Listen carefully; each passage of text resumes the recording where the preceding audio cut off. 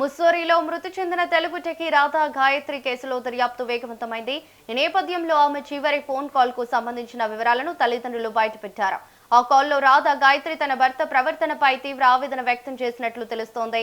తన గురించి తప్పుడు ప్రచారం జరుగుతోందని తల్లికి చెప్పిన ఆమె భర్త ప్రవర్తనతో మనసు పూర్తిగా విరిగిపోయిందని వాపోయినట్లు సమాచారం. ఇప్పటి వరకు ఓపికగా ఉన్నానని, కానీ ఇప్పుడు అన్ని హద్దులు దాటిపోయాయని ఆమె చెప్పినట్లు తల్లిదండ్రులు వెల్లడించారు. ఈ ఘటనపై పోలీసులు దర్యాప్తు కొనసాగిస్తున్నారు.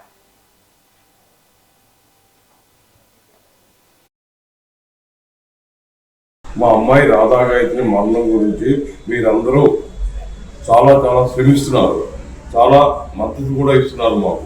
నేను నిన్న ఒక వీడియో చూశాను. చరణ్ ప్రజల్ని, సమాజాన్ని, పోలీసుల్ని, మీడియాని అందరినీ తప్పుదో పట్టిస్తున్నాడు. మీడియా అడిగింది మద్యం సేవించారు కదా అని అంటే చరణ్ ఇదే స్టేట్మెంట్ ఇచ్చాడు మీడియాకు, హోటల్ వారు ప్రైవేట్ చేశారు అని.